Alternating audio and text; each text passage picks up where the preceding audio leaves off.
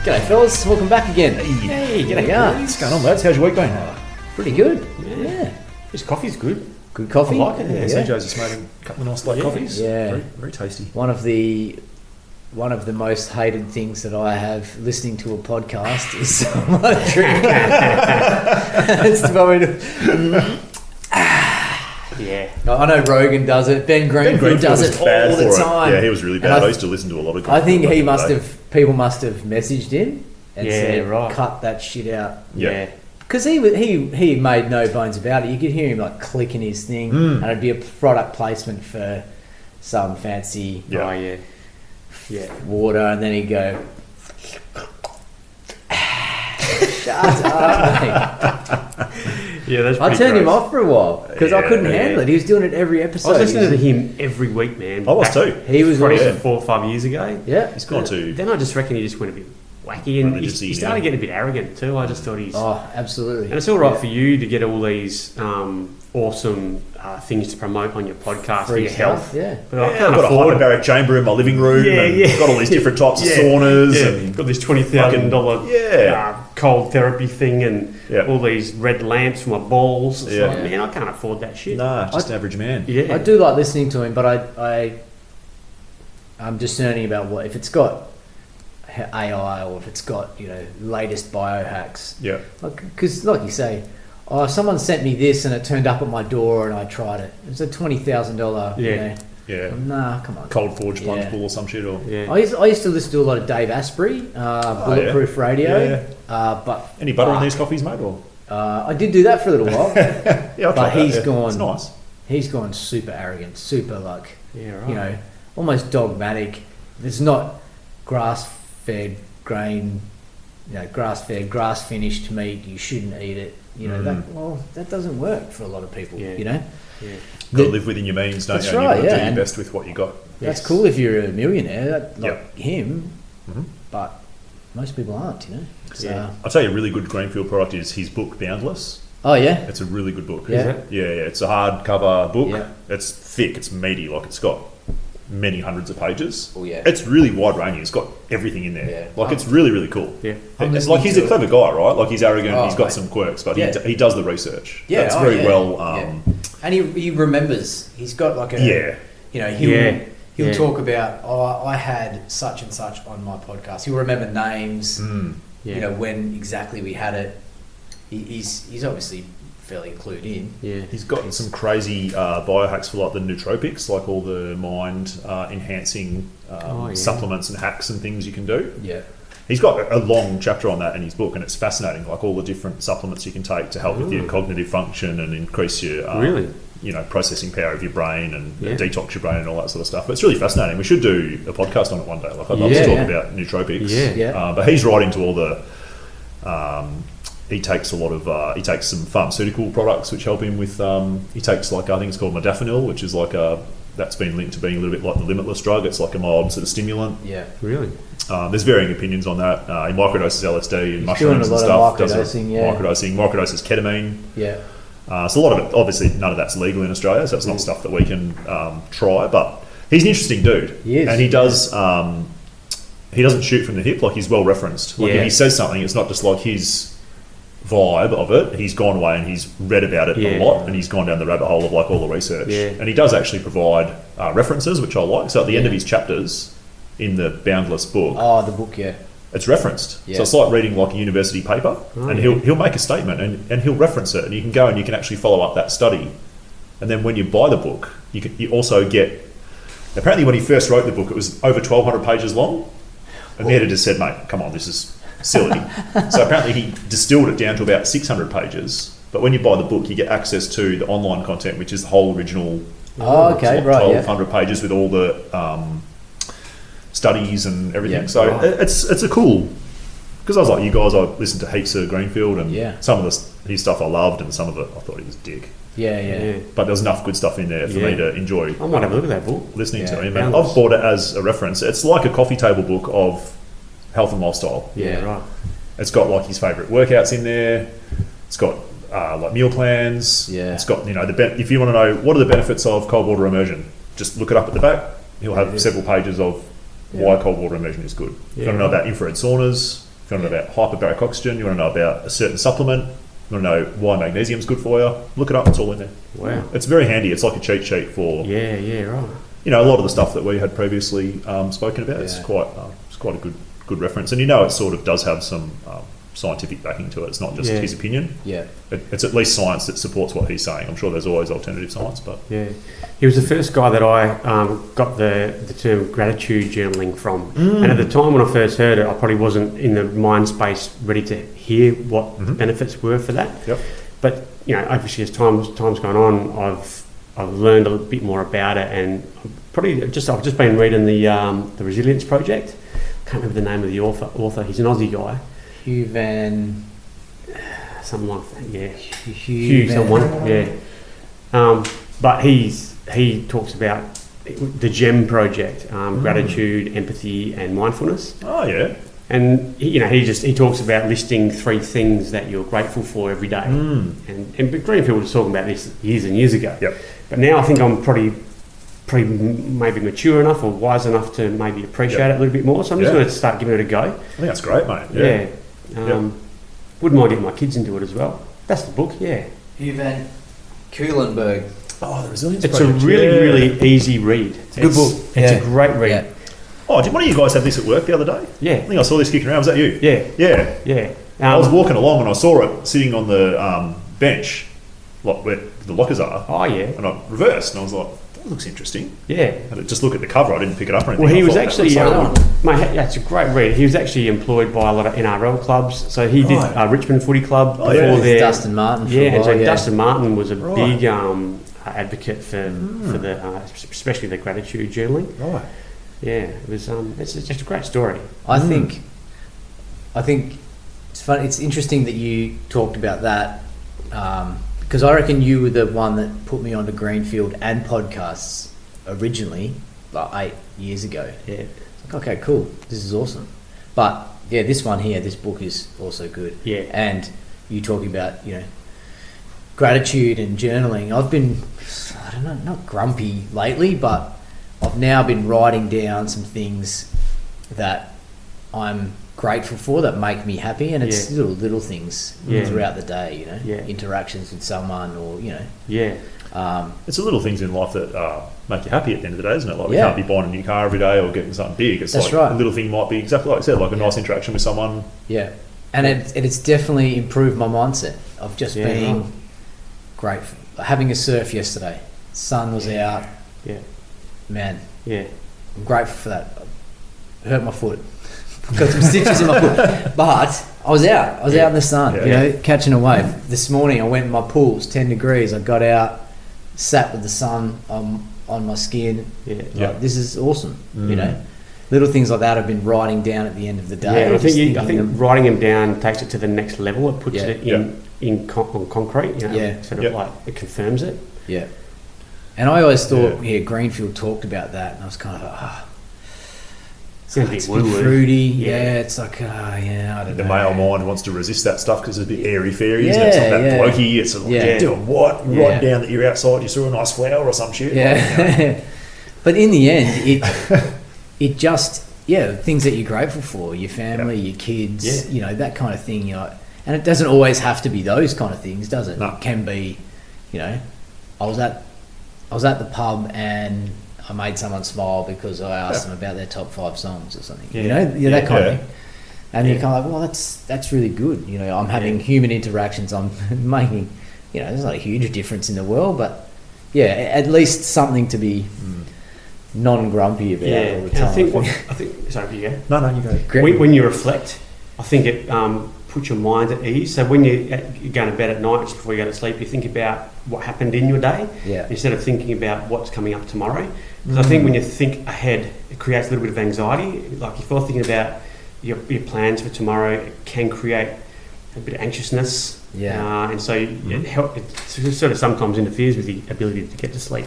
But if you think about what your day was and what happened in it, and some things that you're grateful for, you'll find that you'll be more restful and fall asleep better. I do anyway. Yeah, that's a really good way to put about it. Because I know when I can't get to sleep, it is always forecasting what's happening. Yeah. You know, you're like, oh, I've got this tomorrow. How is that going to go? I have to make this phone call. Yeah. Well, that's going to be, oh man. And it's always the fear of the unknown, isn't it? Yeah. Because in the end, most things turn out pretty well and everything goes well. Yeah. Sometimes it doesn't, but the way you think about it, you know, is probably worse than the actual doing of it. That's you know? right. So That's almost always the case. Hey? Yeah, The thought yeah. of something is almost always worse than how it plays out. Yeah. And usually this terrible stuff is stuff that you don't even think about. It just pops up. Yeah. But anything that's on your radar, I find the human mind will catastrophize it. Yeah. And The make it worst case. seem the worst case scenario. Yeah. And it very rarely is. Yeah. Yeah. So I think is that an ancestral thing? We do that. Probably. We do that to plan and you know, it's not so bad in the end. Do you reckon it's that bias towards taking in negative information that we have as like a survival thing? It's like an Yeah. extension of that. It's like Yeah. projecting that forward into the future Yeah. or something. Well, that reminds me of what we're going to talk about today, Jonesy. And you found this article, a 2023 article, Thomas Jefferson's 10 Rules for Life. TJ. And one of them was, well, this is number 8, and we'll go through these and have a read through, but this conversation just reminded me of it. How much pain have cost us the evils which have never happened? Yeah, absolutely. What a Yeah. great saying Yeah, there. that Yeah, yeah. sums that up quite eloquently. doesn't How it? much pain have cost us the evils which have never happened? It's so Yeah. true. Because we're foreshadowing what's happening or forecasting what's happening in the future and Possibly yeah. putting a negative spin Yeah, on it. well, making it- great word, catastrophize, mate. Yeah. I love that word. We do that just habitually, don't we? I mean, it's a survival mechanism for humans. So Thomas Jefferson, yeah, he's a real interesting dude. Yeah. Was the draftsman of the Declaration of Independence. Wow. So back So in is he one of those dudes that the Americans call the forefathers? the Founding Fathers. Founding fathers, yeah. right. Yeah, forefathers. So he was the first Secretary of State. Pretty cool. Second Vice President, and then the third President of the USA. Wow. So who was he vice president to? Would have been not Washington. Washington was the first. Yeah. My history of American presidents is not that great. That good. Nah. So he would have been vice president to someone pretty awesome. Yeah. I could ask my old man. He I'll Google uses. it. While you're doing that, I'll send you Yeah. phone off. Look that up, Jamie. For my old man to get to sleep, he runs through the American presidents. Really? Yeah. Really? And then he is, did. in fact, an Australian. Yeah, and then he did Australian cricket captains. Anyway. Wow. Yeah, so he was the third president. He was a big advocate for the decentralisation of all things in America, banks, etc. Going very much the opposite way now, isn't it? Yeah, Very yeah. much. He wanted to dismantle the federal government. Yeah. So, Really? yeah. He bathed in cold water daily. Is that right? Yeah. Wow. Washed his feet in cold water. So he was doing daily cold water plunges. Yeah. He rode around his grounds for 2 hours a day. Worked in the garden. Was that on a penny farthing or something like Yeah. that? Bicycle? Yeah. I don't know. Possibly. He played this game called medicine ball tennis, where he'd throw a medicine ball over the net, and someone on the other side would have to catch it, throw it back. Yeah, right. So he was big on sort of fitness, and he knew about these cold plunges and stuff. I was going to say, if he was using a racket, it'd break your racket. He did have to catch it and throw it back. He was in the time of slaves, so I think he was vilified for having and being an advocate of slavery. So we can't overlook that fact. But he did have these 10 rules for life. Yeah, and they were a long time ago. What was he? 1780s, 1790s. Good couple hundred years ago. Yeah, but some of them were very interesting. So number one, never put off till tomorrow what you can do today. So that was probably, I don't know. So don't procrastinate. In other words. Yeah. Just do it. If you can get it done, it's better to do it today. Then you, Yep. that's what we're talking about. You don't have to think about it as you're going to bed. I'm going to do that tomorrow. And then maybe that gives you the luxury of time as well. You know? Oh, maybe And isn't that amazing? Keeps That, you productive. Yeah. Yeah. Yeah. And that's amazing how that saying there is still used regularly today. Yeah. Yeah. Well, why do it? Yeah. I think it's Still also... today. I kind of use it. Well, actually, this is number 2. Never trouble another for what you can do yourself.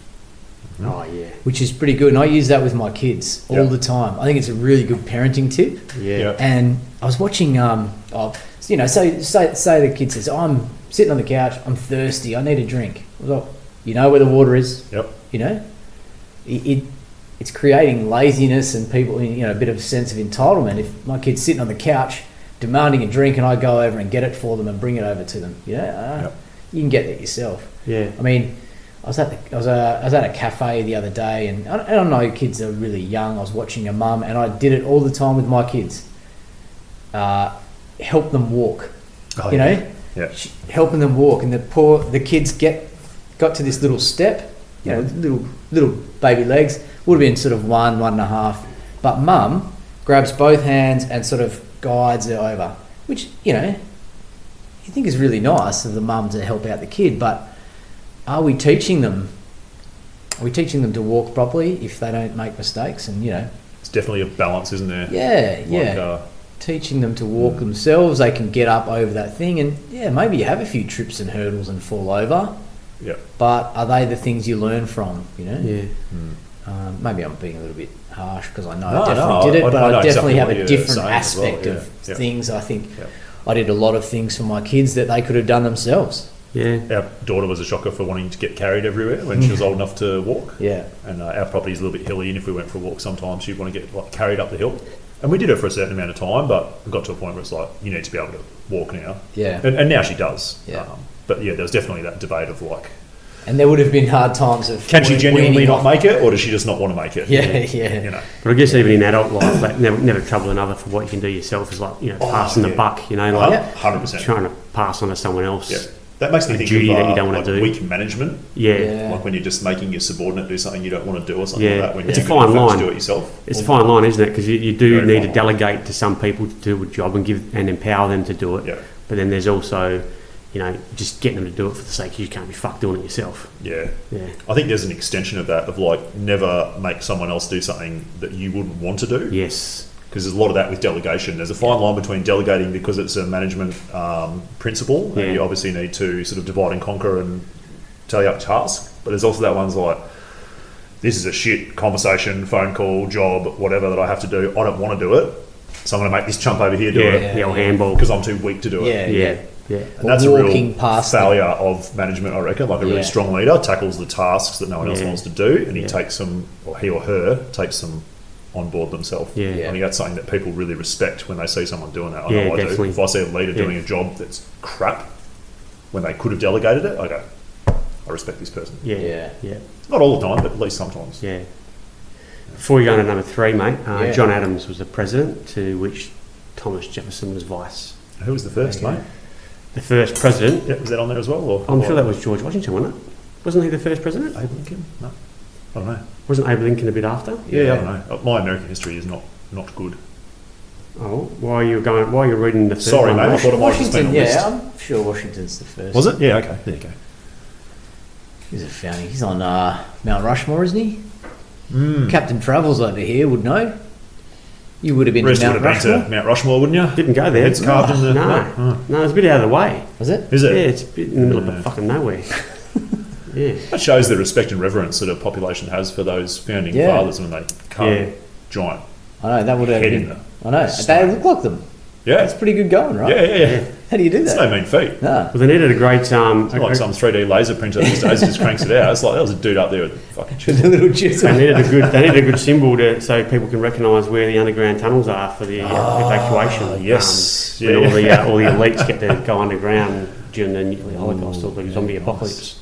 Is that Mount Rushmore? Well, they reckon there's some shit behind there. So the theory goes, there's some shit behind there, a network of Maybe tunnels. it works carving up their faces as a decoy, hey, while they were digging the tunnels out the back. You reckon? That's what they reckon. That's honestly what they reckon. Yeah, right. There's Okay. shit behind I it. heard that. So yeah, look, the first president was George Washington. Yeah. Then John Adams, Thomas Jefferson, James Madison, John Quincy Adams, Andrew Jackson. Yeah, the list goes on. I can't believe the foresight of those founding fathers that wrote like the Declaration of Independence and the amendments to their constitution and stuff like that. The amount of foresight that they had. Yeah. Even things like, being pro sort of like decentralisation and freedom of speech, and all that sort of stuff. It's so important, and it's all this stuff that's being eroded these days. And it's almost like these guys 200 years ago actually saw the writing on the wall of like what would happen. This sort of absolute power corrupts absolutely, and the amount of corruption and greed that's going on these days because of the nature of man. And they tried to circumvent it like 200 or 250 years ago. And obviously our country isn't quite that old. We didn't really have that same sort of... We obviously came from the English system, but particularly some of these American founding fathers did seem to have a lot of really just ideals, I feel like. You look at these 10 rules and they're pretty relevant to today. They're amazing, So George Washington was the first president in 1789 to 1797, and then Abe Lincoln was 1861 to 1869. Oh, he was all around the time of the Civil War. Okay, so he was the slave and... So was Abe Lincoln the one that abolished slavery? Yes. That's why he was famous, So number 3, never spend your money before you have it. That was a funny one, I thought. Did they have credit cards back in the day? No, they didn't. Do you reckon that's a metaphor for sort of like... I think so. Is not wishing for something that you can't get or have, or I don't know. It also mentions there, the more you reduce your debt, the more your peace of mind, security and freedom to pursue opportunities will grow. But I would have thought that they wouldn't, back then they wouldn't have had debt.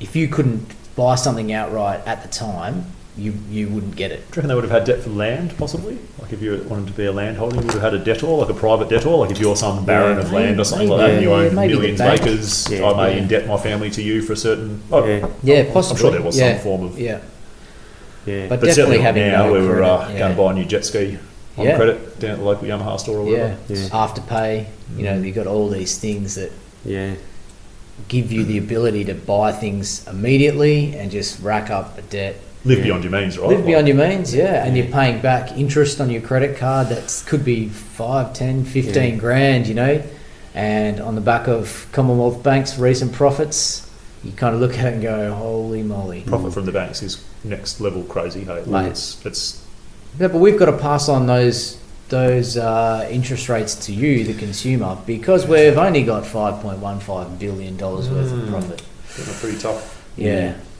Tough times. I feel like that's a really important one, that number 3. Like, you can't really do it these days.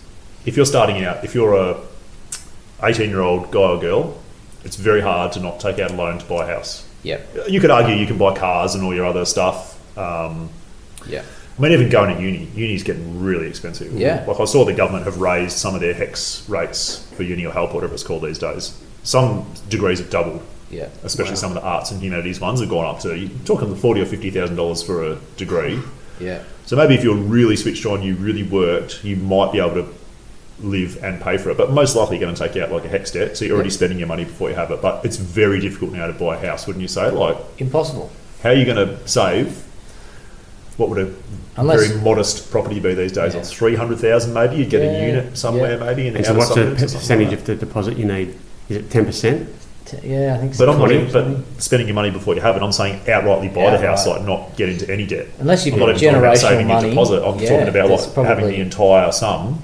You can't it's really pretty hard for do it, can you? The average person, isn't it, to not get a mortgage? It's very tricky. That's kind of spending your money before you have it. It is. If you take it literally. Like I've been listening to Andrew Tate, right? Because I really wanted to get an idea about who this guy is, because he's been around forever and he's got a bit of a checkered past, but he's done a couple of very high profile interviews recently with Tucker Carlson and Candace Owen, and I listened to both of them. They're very, very good. And if anyone's interested, I'd recommend, before you make a decision about the guy, you should listen to at least the Candace and him one. It goes for 3 hours. But anyway, digress. One of the things he talks about is escaping the matrix, and he uses the matrix as a metaphor for like the sort of top-down control that we've got now and all the sort of increasing governmental rulemaking that we've got. And he says the one thing that you can do to escape the matrix is to have enough wealth to be able to break free from it.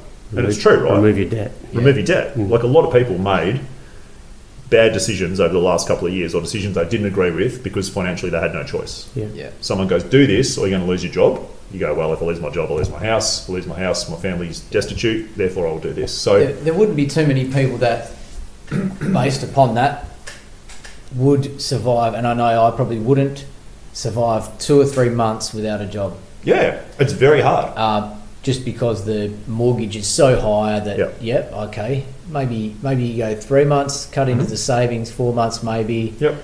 By then the bank, and then you can go interest only, and then the bank's looking at you in 2 months. So maybe you got 6 months. You're getting a knock on the door, aren't you? Yeah. You're not, sorry to interrupt. No. I was done, but yeah. So that's a very relevant point. Yeah. And it's very hard to achieve these days with the society that we live in. But it's, he prophesised it. Yeah. Well, we don't have any credit cards. We've got rid of those. So it just allows you. It doesn't allow you the luxury of going, I want that now, I'm just going to get it. I don't think it's a pretty good lesson. So if you want to buy something online, how do you do it?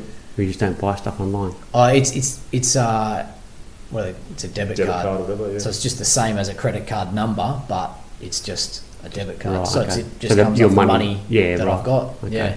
And if I can't afford it, I don't get it. Yeah. Because we weren't doing this. We were having $5,000 of credit card, $10,000 of credit card debt. Going, we're swimming. We're going backwards here. We can't pay that off because the interest rates are so high. We've got a mortgage. Like, what are we going to do? You got to eliminate something. Yeah, and that's not spend your money before you have it, which is what credit is doing. I'm sure everyone's got things they want all the time. I want a e-bike or whatever it is. One of those things that's $2,000. I don't have that money, so I can't buy it. I'm going to have to save up. Yeah. So I'm not spending that money before I've got it. I think that's a pretty good one. That's a good one, especially for society these days. Hard to achieve, but super important. Afterpay and credit cards. Well, how is that proliferated? Or Afterpay, or there's several other versions of that, but pay for it in 4 installments over whatever many years, or basically buy shit you can't afford. Yeah. We got you for the credit. Yeah. But someone's going to come knocking if you don't pay it. Yeah. They're a little bit easier than banks with regards to credit, like interest rates and stuff that you have to pay. I think some of them pay $5 a month for if you haven't paid off the amount within a month or something like that. Yeah. Or 3 months. I think they give you 3 months to pay it off. Okay. Yep. Beyond that date. Well, this was ZipPay, I think, a while ago. Then after that, they charge you $5 a month. Yeah. And for every instalment. That's very reasonable. It's not a great deal. And I think they also help people out who are struggling with bills. So you can actually pay your bill through one of these ZipPays or Afterpays, whatever. That helps people out. They've definitely got their place. I mean, these are all ideals, aren't they? These ideas. It's not like everyone should do every one of these, but it's more just... Yeah, you've got to be smart about it. If you can. Avoid the high interest ones. Yeah. What's number 4? Never buy what is cheap, it will be dear to you. Buy once, cry once. Yeah. That bloody is true. Yeah. Every time you buy something shit and it breaks, you always regret it, and you always end up buying the better version the second time around. Yeah. So buy good quality stuff the first time around. Yep. Yeah, that's not bad. So often cheap things can seem like a great deal, but if we buy something just because it's discounted or less expensive than the alternatives, we may have to pay a premium in the long run. It's going to cost you in maintenance or whatever, or you're going to have to buy another one, completely better one, because that one's stuff. I sort of think of the analogy of servicing your car. Like if you don't service your car on a regular basis every 10,000 Ks, in 2 or 3 years, it's going to cost you heavy in the long run by being a cheapskate. Yeah. Invest now for the future. So, that's a pretty good one. Number 5, pride costs us more than hunger, thirst, and cold. Oh, that's deep. Yeah. And then it says the antidote to pride is humility. Yeah. Yeah. So true. Being humble. Yeah. Yeah, it's a big one. Yeah. Pride. Do you reckon old time, back in those days, pride had a bit of a different connotation? Like pride was more arrogance and up yourself kind of stuff, whereas now it's, pride is to be happy or comfortable with who you are. I don't know, proud of, is a bit different to back then. Pride's a tainted word these days. Got lots of different connotations. Well, that's true. I think of pride back in the day as like having pride in your workmanship and stuff. Yeah. Which I think is certainly a good quality if you go back and you look at the amazing work that trades did back in the day. Everything was made and crafted in such a good way. Yeah. Now a lot of stuff's sort of they just took crap. pride in their work. Pride in their work, Like if you're a tradesman or something like that, you're Yeah. like a master tradesman. If you're a carpenter, you were really doing good work. If you're a bricklayer, you're building, beautiful walls and stuff like that. Whereas I think that term pride means to, ego, arrogance, ego, Yeah. stubborn, 100%, stubbornness, yeah. And that's going to cost you more because you can't interact with people, or people don't want to like you. People don't want to know you. Yeah. People don't want to work with you because you, You just come off as not as friendly. A person who's humble and has humility is a person you sort of want to be around. Someone who puts others' needs or others' interests ahead of their own. I think hunger, thirst, and cold are a bit of a metaphor, aren't they? For if you are arrogant and stubborn, and you're going to miss out on. Well, you're not going to. Hunger and thirst are kind of necessities. Yes, maybe that's what I'm getting at. Number 6, we never repent of having eaten too little. Bit religious, that one, isn't it? I don't know. So it's about excess and overindulgence. Yeah. Our appetites can also lead us astray. We can easily fall into traps of inactivity and excess. We have to remember that our desires must be balanced, monitored, and managed. I get the metaphor of what they're saying is, if you've eaten too much at dinner, and you're like, you sit back on the couch and you're stuffed, like Christmas Day in the afternoon or something like that. I've eaten way too much. Just had that plum pudding on top of all that turkey and whatever. Overindulge. You never say, I've eaten too little. Yeah. But it also goes like, how good do you feel like after you fast? So you don't eat as much, or you do you do some fasting. You feel fantastic afterwards. You never have to repent after that. I guess fasting is a form of repenting, isn't it, in a way? Probably taps into that sort of saying in general, just to discipline as well, like self-discipline. Like managing your desires, because your desires aren't always things that are going to be necessarily good for you. I want to sit on the couch and watch TV all day and eat Cheetos and drink a few beers. Well, maybe that's okay very occasionally, but if you want to do that every day, maybe you need to have some discipline and go, well, this isn't the best thing I can be doing with my time. Exactly right, and that also ties into the number 3 one: never spend your money before you have it. So controlling your desires and your excesses to avoid getting into debt and stuff like that. Self-control. Overindulge, spending too much. Good point. I think repent there is kind of. You were saying it's sort of religious. Biblical. I think it's probably just the use of the language vernacular. back then. Is pride one of the deadly sins?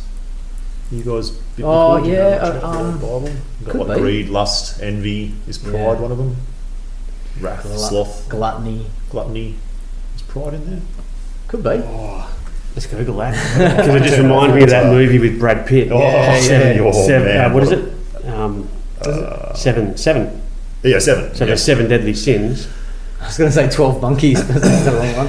That's a great movie. That's a great movie. How's the ending of that? When you haven't seen that, you don't see that twist. I didn't see the twist coming up. Mate. That was one of those movies where you're kind of like, that's that was a good twist. Yeah, well, the last one was anger.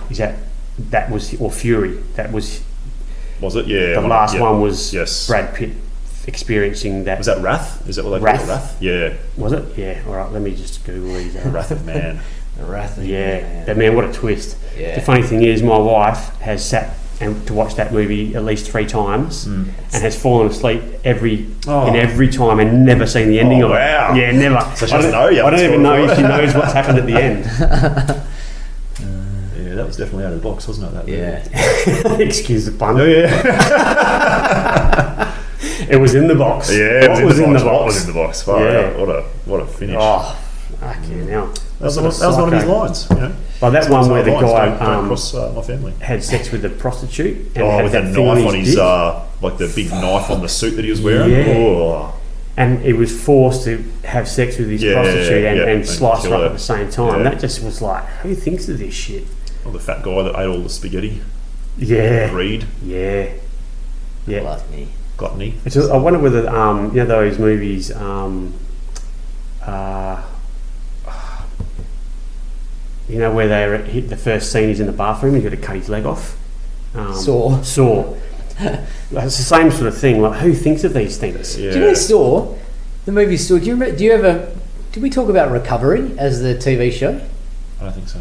No. So Recovery was on in the music ones we've done. Oh, right. So Recovery was an ABC show. Do you remember that show? Yeah. Where they'd have bands on, they'd talk music and sort of like winding down from a huge night. Yeah. Possibly. Yeah. And you'd get. I remember Rage.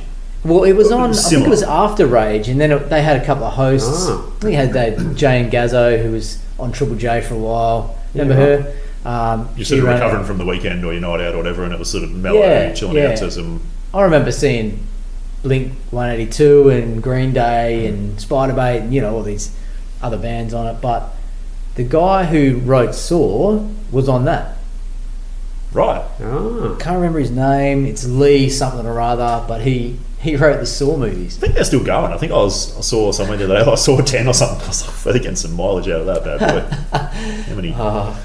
I watched Saw. How many iterations of that can you? Yeah. I watched Saw on my honeymoon. Oh, that's romance. Yeah, I see that. Yeah. It definitely killed the mood, and that was the one night that we didn't get any action. And I can see why. How'd you go, Jamie? Did you find anything about pride? Yes, 7 Deadly Sins. For good luck.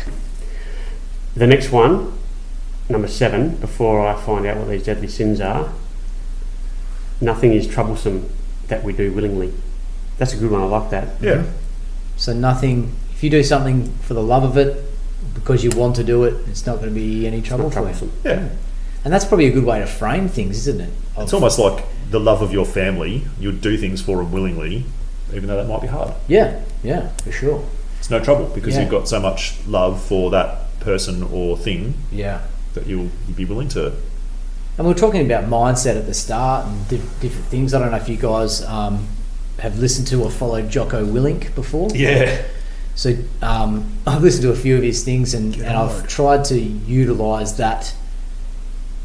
He's got sort of a principle of good. Everything's good. No matter what happens, everything is good. Fan. Good. Yeah. So, I cut my foot, I have stitches in my foot, I can't walk around, I can't run. That's good. I can rest. Everything has a positive side. Everything has a positive side, and if you frame it like that,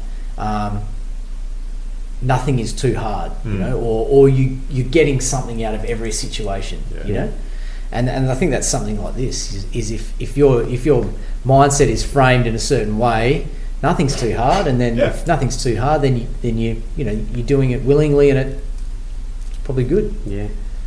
I quite like that one actually. Yeah, nothing is troublesome that we do. They're all quite deep, these, aren't they? Like they've got that sort of top soil level. You look at but then you really drill down into the actual meaning of it. Yeah, it's got some things. If you dissect it a little bit, it's got a few different meanings.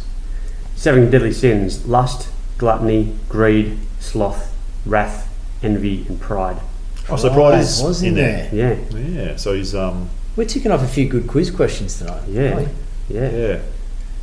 It's funny, like if you, I don't know much about Christian, or Muslim sort of religion, but if you look at the bare bones of what they talk about, it's really a template for how to live a good life. If you take all of the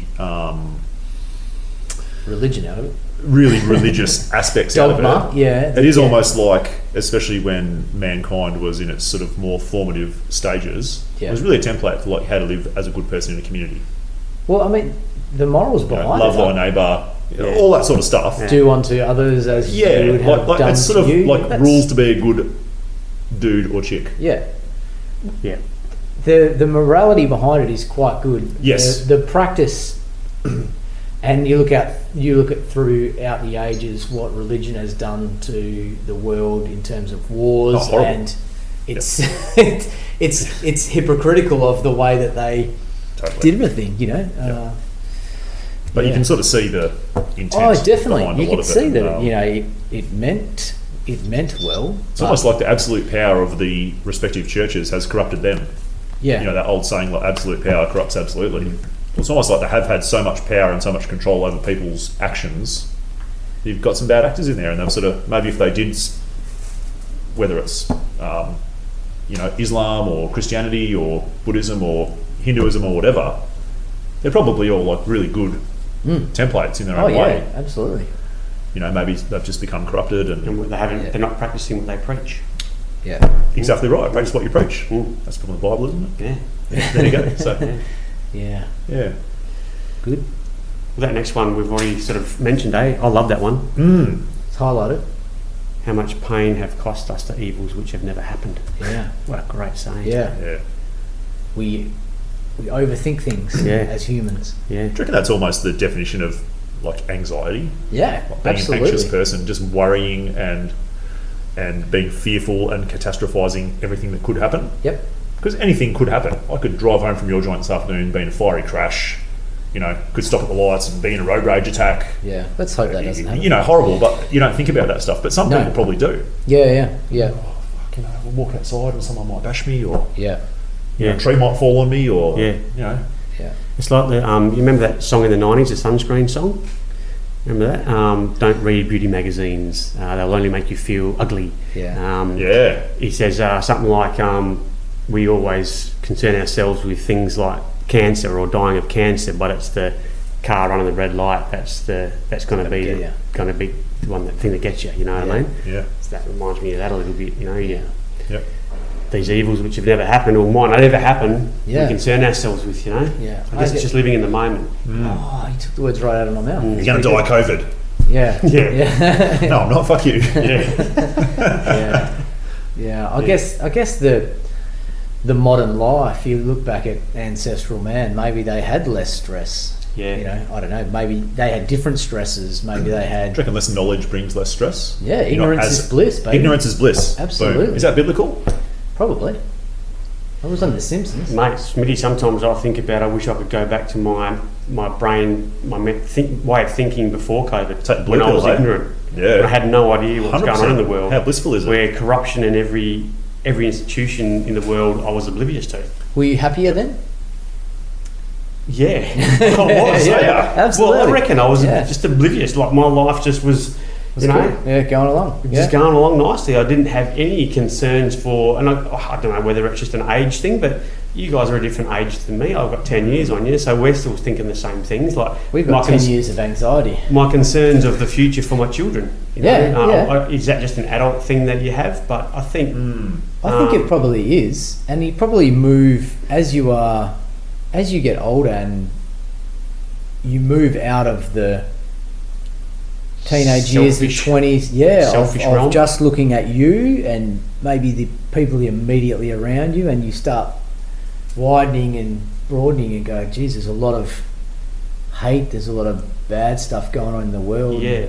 Let's see if we can wake people up and see. Yes, and I think you get this. concerned about what's affecting others, not just in your own backyard. Yeah. So, you start getting concerned about the 12-year-old, 10-year-old kids working in cobalt mines in the Congo. Yeah. You start thinking about shit like that. Yeah. And I think, fuck man, what if that was me or my child? What if that was me in that position? Yeah. I think you concern yourself, not concern yourself, but you think about those things more often as you get definitely. older. And maybe you are a bit more knowledgeable.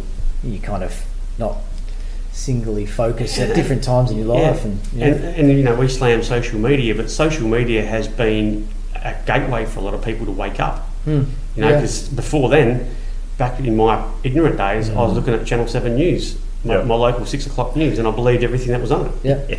Now I just see that as comical, and it's like a satire. Yeah. It's funny. It's ridiculously hilarious, because they're not even covering the real aspects of what I'm finding on platforms that I believe, in my own conscious knowledge and education, to be more, or to be right in my way of thinking. I think what that person is saying there makes sense to me. One person might say it's a conspiracy theory, one person might say this is just fear-mongering, but to me that person, I don't know whether it be Tucker Carlson or someone like that, he's speaking more truth to me that makes sense, as opposed to Rick Arden and Susanna whatever on 6 p.m. news. Yeah. Isn't it funny that once you kind of have woken up, the news is comical. Yeah, it really is. Yeah, you look at it, and you go, "This is funny." Yeah, it's funny in a bad way. Funny in a bad way. Yeah. They haven't even mentioned anything about that Durham report about Hunter Biden and all the Chinese money exchanging and stuff like that, and Ukraine dodgy dealings in that. It's just none of that gets mentioned. Even if you look more locally, like at banks laundering cartel money, that happened. That legit happened in Australia. Commonwealth Bank was it Commonwealth? Funneling, I think it was Commonwealth. Large amounts of money, and you go, that just happened, but carry on. And that they are just too big to be shut down. But a car slammed into someone's lounge room last night. It went too fast around a roundabout.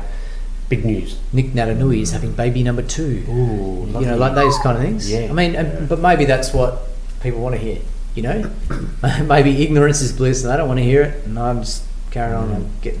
Do you think they just want a sedate, sort of blissful population that's not too worried about things? That's probably what it's all about, mate. Easier, isn't it? You it's don't all want a distraction. People that are too knowledgeable about too many things. It's having said that, the news is depressing. Oh, it's horrible. We don't listen to any. Well, we don't watch any TV in our house, but we don't. We do watch movies on a separate screen, but we don't watch any free-to-air TV. But when I go to work, we've got a TV on in a common room in the background. It's always got the news on, and that's the only time I catch it. And you watch it, and it's like, man, this is so depressing. It's so weird. Yeah. It's like, who's watching this and taking it all in? And the funny thing is, it juxtaposes with and look at this panda at this. They go from a mudslide that's killed 1,000 people in India to look at Zuzu the panda at. And you look. It's like that thing out of the Anchorman on Panda Watch for having the baby, the panda baby or whatever it is. Hey, look at it! He's found a child's toy and he's playing with a teddy bear. And look at this chipmunk surfing on the water skis or whatever. Good news story. We've just brought you down with all this negativity for 25 minutes. Here's just one little snippet of something funny for 30 seconds. Yeah. And they have the ability to, have a comical face and with smiles after they've spoken about this devastation. I think mainstream media is done and dusted. I think surely their ratings now are so terrible. Do you think? They are terrible. If you look at the reach of some sort of podcasters and your Tucker Carlsons and stuff versus your CNNs and CNBCs and stuff, they're cooked. Yeah, right. Yeah. I mean, even Fox after they got rid of Tucker, their ratings have bizarre move. I mean, you're clearly trying to silence what that guy's saying, because in terms of his ratings, he's the most popular man in broadcasting, you would say. Yeah. Possibly away from Joe Rogan, but yeah.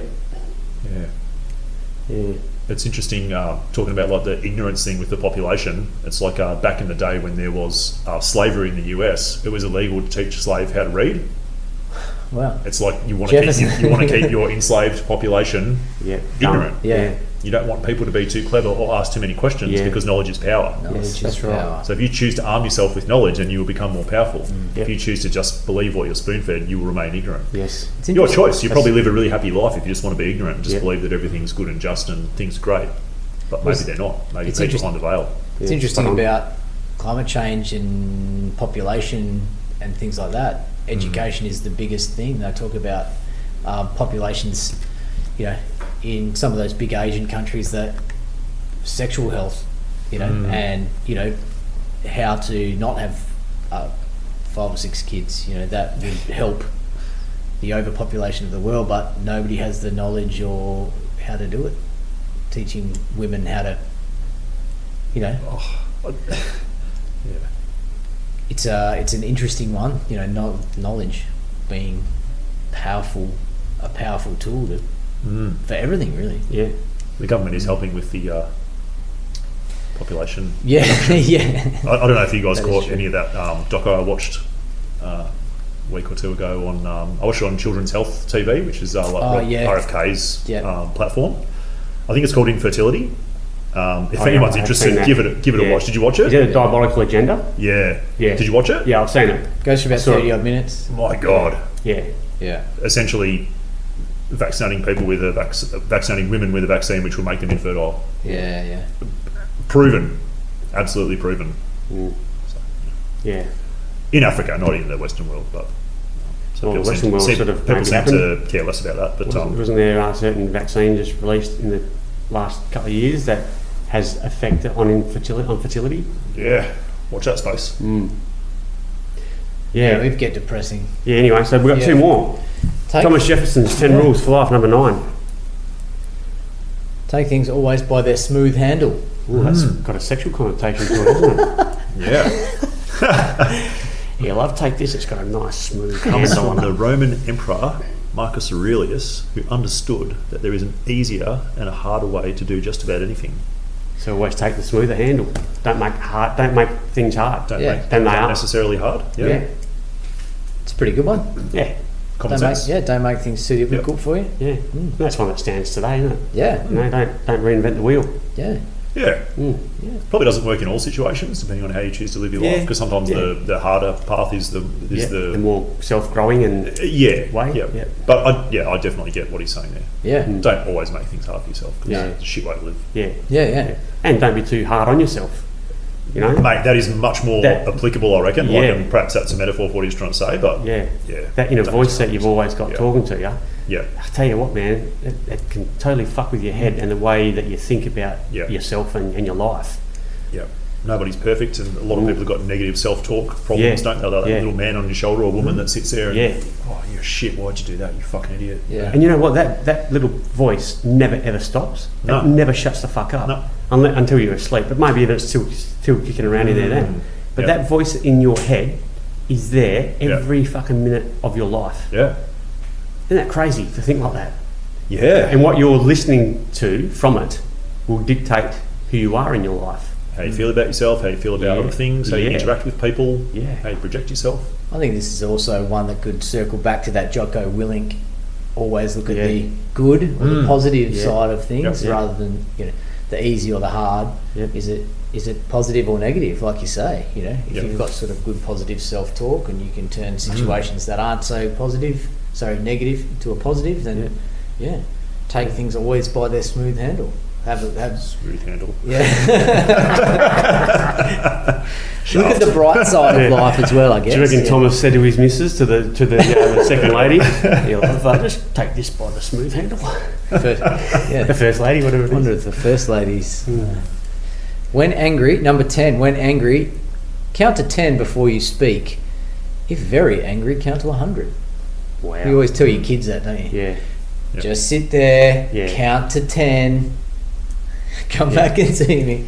It's so true though, and I find myself, I have to do this more. I have to pay attention to this more because I will always sprout off the handle emotionally too quickly and get myself in trouble. I say before you thunk about it. Before I thunk about it. Yeah. You know, like it's so true. Just stop, think about, just stop for a minute before you fucking speak. It's got so many different connotations to it as well. It's got connotations for sending a angry text message to someone or an email.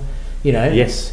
I often, if I've got an email to send, I should draft it, let it sit for a bit, maybe think about it overnight, maybe and sleep then on it. Sleep on it and go, okay, delete. That was a bad idea. Yeah. Thinking about it's more about thinking about things before you do them, isn't it? Yeah. Thinking before you act, making sure you have the full severity of the situation or whatever it might be. Yeah. Good and one, how do you? I find myself now, like say on group chats on some social media platforms, you start writing this message, and this is going to be fucking hilarious.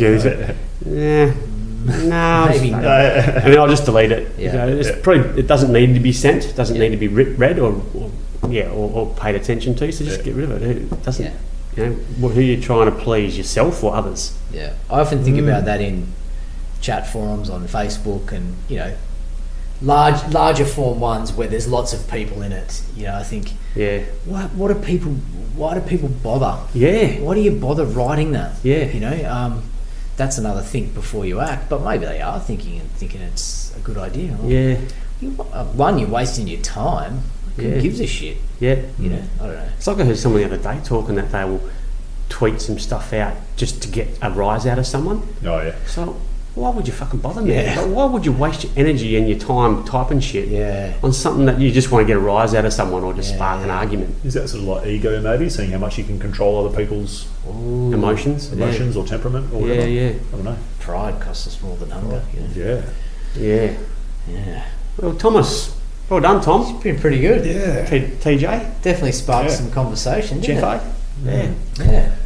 Just popped into my head. Also, that angry one. Don't you reckon if you get angry and you try to engage with someone while you're angry, you can't really formulate your argument very well because you're too emotional. Yeah, So you end up sounding like a bit of a dickhead. Yes. And you can't actually. Yeah. And if you sit down and think about things for 10 minutes, half an hour a day, Yeah. a week, whatever, you can actually formulate your reasons a bit better. But when Yeah. you're stuck in that emotion, Yeah. Mate, that is so true, and I was reminded of that yesterday when I listened to a podcast with Alex Antic. He's got his own podcast, Yeah. So he's an Australian senator, South Australian, is he? Australian, and his podcast is really good. It's called Based with Senator Alex Antic. Yesterday, or his latest one, is he discusses with Professor Ian Plimer.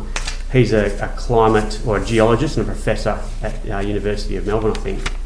He said that when you're discussing or arguing points about climate change, coming from emotion, he said any argument you come from emotion, you will often lose that argument and lose a friend. Yep. But he said if you go into an argument with data and evidence, then you'll win it and you'll keep that person, or you win them over. Yeah. Yeah, it's so true though. You go into an argument, and I've done the same. Yep. During the whole COVID thing and the vaccine thing, Yep. I'd go off on a tangent based on emotion. Yep. And that person doesn't want to listen to your emotions. They No, want to they hear the don't. data, the evidence. Yeah. I don't think anyone wanted to hear anything during COVID. No. Show me the evidence. Yeah. Well, and then they'll go and Google it. Well, you're not looking at evidence. That'll give you are you? evidence. Yeah. Yeah. Yeah. Anyway, that's a good point, Smitty. Yeah. That was But I think 10 pretty good rules to live by. bloody oath. Yeah. Yeah. Yeah, if everyone lived by those, Would be probably all right. Yeah. pretty good start, wouldn't it? Yeah. Jeffo. The 10 Commandments by TJ. Yeah. Yes. Yeah, very wise Third people, president. those Third forefathers. president of the USA. Yeah. Slave owner and rule giver. It's interesting. Slavery occurred in a large amount of the world at some stage. Even like American Indians held slaves. Like, it's not just. I don't condone. I don't think slavery is good. No. It's been a part of the history of mankind, but it's not particular to just one race. I think- it has been throughout the world at some stage. Yeah. I think we're a little Conquering bit... armies have taken prisoners of the opposing army and made them slaves. Yeah.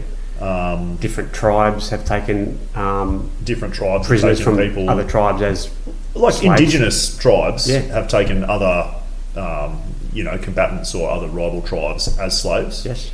I don't condone it. I don't think it's good, but I just think it's interesting that we only focus on, no one should be a slave. No. And we've got many, many slaves today. Like if you're holding an iPhone in your hand, it's essentially made by almost slave labour. Yeah. If you're driving a battery-powered car, or you've got lithium batteries in your house, there's probably cobalt in there that came from essentially a slave thing in West Africa Yes. somewhere. Yeah. So it's not like it's been stamped out. No. We don't see it in the Western world, but it still exists. And it always has existed. Child trafficking. I don't think it's human good. It's trafficking, there's horrible, still- right? yeah. It's so bad. Still happening, yeah. But it is a thing. And you go, yeah, Thomas Jefferson probably had slaves. Maybe he did. Is it good? It's not good. Yeah. But it has happened throughout the world. So let's keep it in perspective and say, Yeah. we have slaves now in the Western world. We just don't realise it. Yeah. All that cheap shit that you buy, that pair of shoes that you pay $200 for that was made by some little kid that probably gets paid like fucking 50 cents a week. Yeah. Absolutely. They're essentially a slave. Yeah. Yeah. There are sex slaves. Absolutely. All sorts of Yeah. slaves. So it's not something that we've stamped out. No. It's just something that we don't see anymore. We've sanitised it Yeah. and everything's nicely packaged now. It's getting. And we live in a Western world, so we're very privileged. What you're saying is, although we don't know about slavery as much in our lives, we are still beneficiaries of it. and we are ignorant to actual slavery. Yeah, by extension. Because everything, a lot of the mod cons that we enjoy, like you just said, phones, cars, everything, is pretty much through slave labour. A lot of it, yeah. Yeah.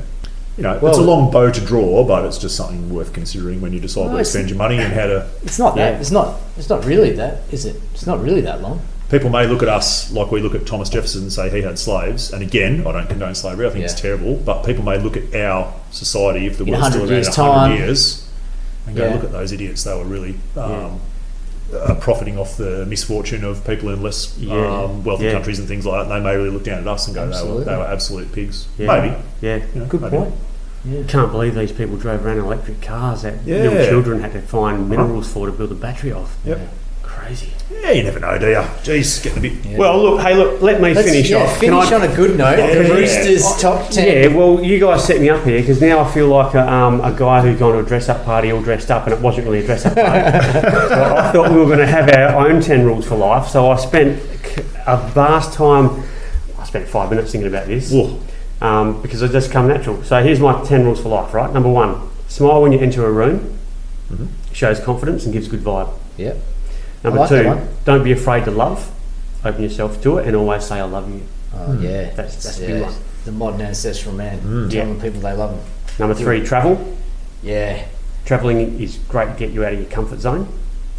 Teaches you about other cultures, and are we going to can we discuss them, or you just want to run through 10 of them? And I like them. We can discuss them. Yeah, they're pretty good. Maybe do a whole lot. All right, let me just read through them, and you just you can talk about one that you like. Okay. Number 4, move. Move. Exercise, dance, walk, move. Yeah. Number 5, enjoy good food and grow it. Number 6, connect with nature. Ocean, bush, wildlife, sky, whatever. 7, treasure friends and family. They're the measure of true wealth. Right on. Number 8, listen intently to others. Number 9, never give up. And number 10, go hard. If you're going to do something, send it. Give it 100%. Right on. They're my 10. Beautiful. Yeah. I like it. Yeah. So you can read those out at the funeral. That's good. Yeah. I like it. We'll keep that. Well, that's archived forever now. It's going to hit the airwaves at some stage, and it'll be with us. Yeah. I think it'll age well. Yeah. 5 people will listen to it. I think it will. Yeah. I don't reckon there's any there that you look at and they're going to age horribly in the next 100 years, and people are like, shit, they'll be quite wise. Yeah. Maybe in the future they'll go, connect with nature. What is that? Yeah. What is bush? What is wildlife? What are friends? Yeah, what are friends? Are they online avatars? Yeah. Is that AI? Yeah. I got one rule that I live by. It's always follow my gut. Oh. Yeah, that's a good one. It's almost never wrong. Yeah. Good call. It's a challenge to trust it. It is. That's the challenge. Your gut instinct is usually right. Yeah. Not always. Yeah. Do you find that when you meet someone, your gut instinct tells you straight away that you like them or not? Yep, I do. But then sometimes you're fooled by it because you think, yes, this person's a good person, but then at the year down the track, they do something and you go, what a fuckwit. Sometimes the reverse. Yeah. Sometimes I've met people being like, I get a really bad vibe off that person. Then you really get to know them, you think, I don't know. I don't know what's going on there. Yeah. My radar was off. Yeah. Very rarely. Yeah. I mean, I've had that like just a few times in my whole life where I've been like, I don't know about this person. Yeah. But didn't our gut or intuition come to fruit during COVID? Yeah, totally. Yeah. When some people were forced to get vaccines and our gut just said, nah, something's not right. It probably works mostly for personal decisions, doesn't it? About what you're going to do with your own self. Yeah. I think that's when your gut instinct really comes into play, especially. Yeah. It's like harder when there's outside influences, but when it's more about deciding how you're going to conduct yourself, your gut tells you should do something, you probably should do it. Your gut tells you shouldn't do something, you probably shouldn't do it. Yeah. But that's often related to other people too, and how it is. how that affects others. Yep. You know, okay, that might work out for me, but that's not really good for everyone else. So let's not do that. Yeah. Just be a good bloke. What would be one of yours, Chris? Yeah, be a good bloke, mate. Yeah. Be a good bloke. Yeah. I don't know. I kind of look at it, what I want to instill in my kids, and how I want them to. You always want your kids to be better than you, don't you? You know. I don't know. Shake hands with someone, look them in the eye. That's a good one. Yeah. I want to get my kids to do that. Yeah. Don't do for others what you can do yourself. I think that's a pretty good one. I reckon I've been living by that one for a little while. You know, maybe not getting my kids to, get their own. If they can do it, they do it. Mm. I'm hungry. I want a bit of toast. Well, the toasters will get to it. Yeah. I think that teaches them self-efficiency and resilience and yeah. independence. Yeah. I don't know. I think our you can go back and listen to our World Health President episodes. I reckon those are pretty good ones to live by. Yeah. I enjoyed making those. They were They were good. Get out in the sun. Yeah. Get into the water. really nice. Yeah. Get into the ocean, nature, those kind of things. Nature. Yeah. Yeah. For sure. No, that was good. Yeah, I could probably come up with 10, but Yeah, it's not hard. Honestly, they come up to me. Comes naturally. A bit like the music ones, hey? Like your sort of core principles, and you probably know your core songs that you like. Yeah. I reckon another one of mine would be don't participate in or don't obey anything you don't agree with. Yeah. If you don't agree with something, don't participate in it, and don't. Yeah. That even comes down to rules. Yeah. If there's a stupid rule, you don't agree with it. If you're not going to hurt anyone else, Yeah. don't do it. That's what Arnold Schwarzenegger is quoted as saying. Is that right? Yeah, break the rules. Don't break the law, but break the rules. Yeah, be a rule breaker. Mm. Yeah, sometimes it just comes down to thinking for yourself a little bit. Yeah. Don't blindly follow what someone tells you, Yeah. Yeah. because it's not going to work for you. Yeah. We should do a discussion on like favourite quotes or sayings. ooh, yeah. Yeah, I reckon that'd be good. That's a good Yeah. one. Yeah. Yep. Some motivational quotes or something. Yeah. Maybe for next time. Yeah. Awesome. It'd be fun. That was a good one. I quite like that. Well, thanks for showing us those, Yeah. CJ. That was I've never seen those before. Yeah, and you too, bro. Yours is really good, mate. Yeah. Oh, thanks, mate. They Well, maybe all resonated with me. maybe in 100 years, someone will find one, Yeah. like we found Thomas Jefferson's. Maybe we'll Maybe we'll Dave find Rooster. these podcasts. Yeah. Who's this guy? Who's this He was rooster? very insightful. Yeah. Always fluff your plumage. Let's have an erect comb. Roosters rules for life. Classic. All right. Cool. Yeah. Good stuff, fellas. Until next time. Cheers, lads. next week. Yeah. Then. Good to see Yeah. you. Yeah. Here you go.